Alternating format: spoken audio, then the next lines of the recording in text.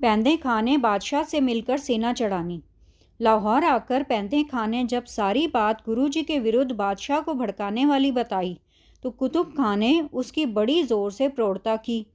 इनके बुलावे में आकर शाहजहां ने पेशावर के सूबे काले खां पठान को, जो मुखलिस खां का भाई था, 25,000 जवानों के साथ गुरुजी पर चढ़ाई करने का हुक्म दे दिया। इसके साथ जलंधर के सूबे कुतुब खां को भी मदद करने के लिए हिदायत कर दी।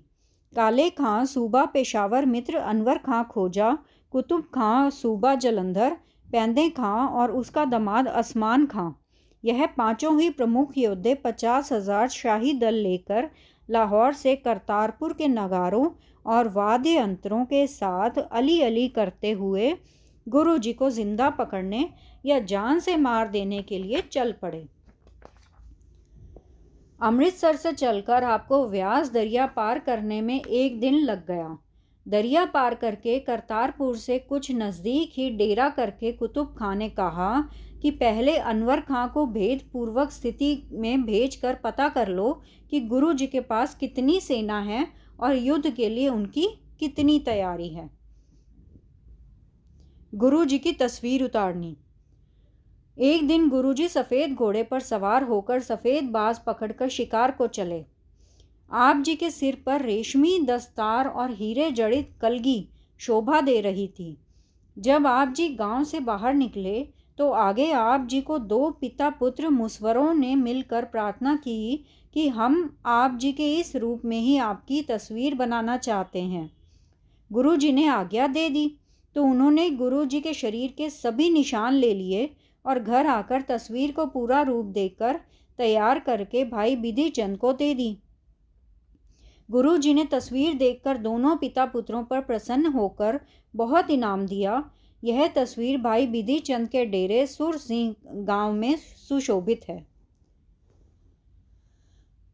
अनवर खां ने भेद लेने आना। गुरु जी को शाही लश्कर आने की खबर मिली। संध्या के समय जब गुरु जी शिकार से वापिस आए तो एक सिख ने आकर कहा कि आप जी पर शाही सेना ने चढ़ाई कर दी है और पैंदे खां भी उनके साथ ही है।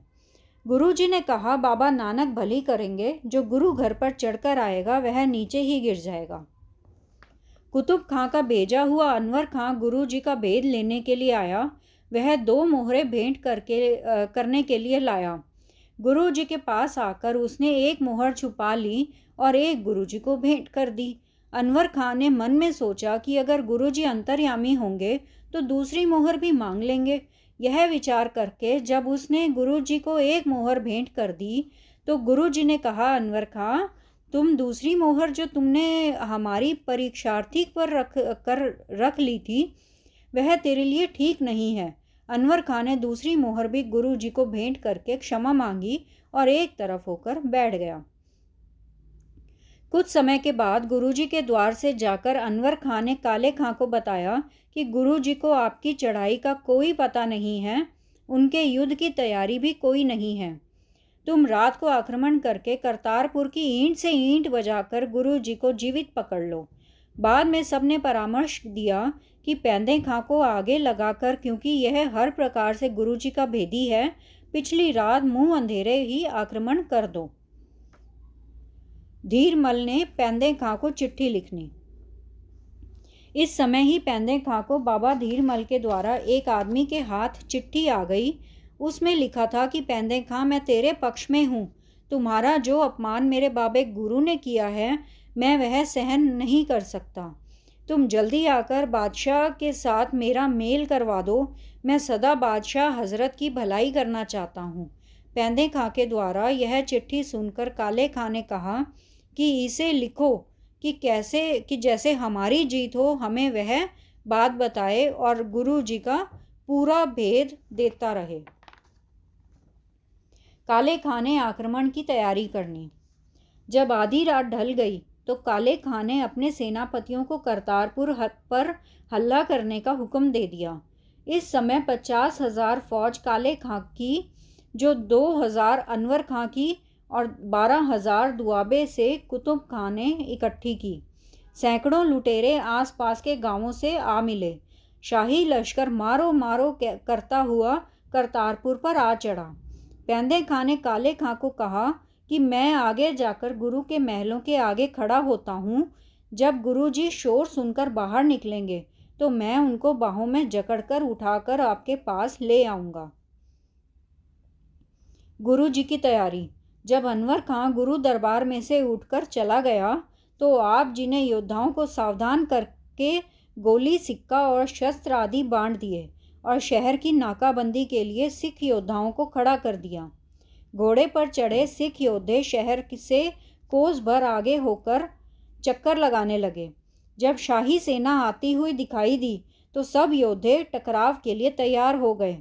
गुरुजी ने भाई लखू मेहरचंद और अमिया को 500 शूरवीर देकर दुश्मन को रोकने के लिए भेज दिया।